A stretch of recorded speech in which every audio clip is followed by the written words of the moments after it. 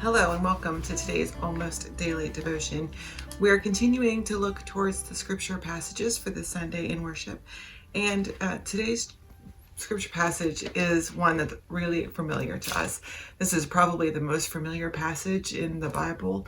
There are probably individual verses which are more popular. John 3:16, Philippians 2:14. I can do all things through God.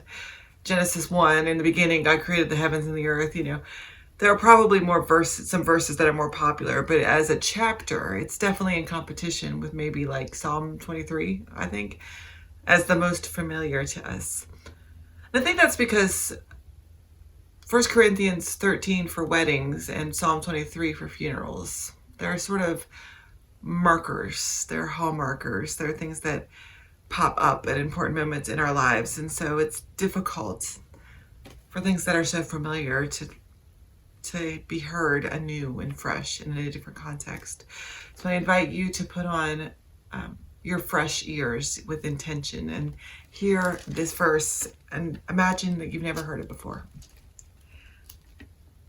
If I speak in the tongues of human beings and of angels but don't have love, I'm a clanging gong or a clashing cymbal.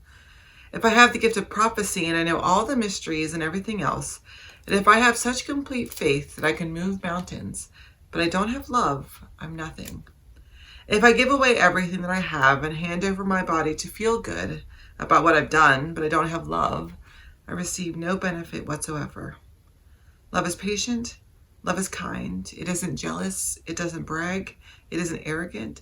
It isn't rude. It doesn't seek its own advantage. It isn't irritable. It doesn't keep a record of complaints. It isn't happy with injustice, but is happy with the truth. Love puts up with all things, trusts in all things, hopes for all things, endures all things. Love never fails. Now we see a reflection in a mirror, then we will see face to face. Now I know partially, but then I will know completely. Now faith, hope, and love remain. These three things, and the greatest of these is love. Now it's important to remember that Paul is still writing to a church that is in conflict. This is not an individual passage. It's not about an individual, though Paul does say I a lot. It's written to a church community. Now we've heard in chapter 12, the last 2 weeks in worship, and we learned that Paul is expressing a call. It's an expansion of a call, the idea of being part of a community, so that we can see each other as important and valuable. And love, he argues, is that motivating factor. It's the source of our ability to get along with one another, to function together, perhaps because of our diversity and disagreement. And so maybe using this verse at a wedding is missing the point of the verse. Love isn't something people in the wedding are able to just create, and it's not even about them individually having love. It is, instead, Paul argues, a force of its own. Love is an active participant in our relationships with one another. Love is not passive or idle or easily dispensed with. Love pushes its way around.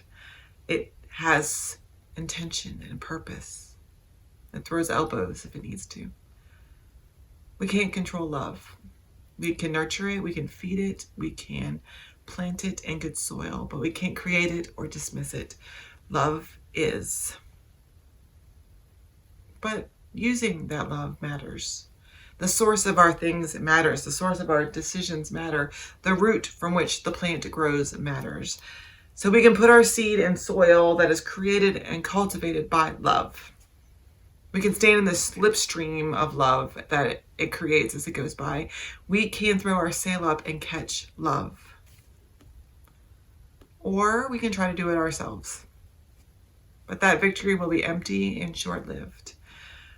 We just can't sustain momentum. We can't sustain the momentum of a God life of faith without the power of love. Outcomes matter in the end only because and only if they are sparked and motivated by love. It's the energy behind all of our gifts, all of our offerings to one another, all of our joining together as a community of faith and hope. We can't survive without love. But we can go towards it if we point ourselves in its direction. Love is a force of its own. Maybe we should chase it. God bless.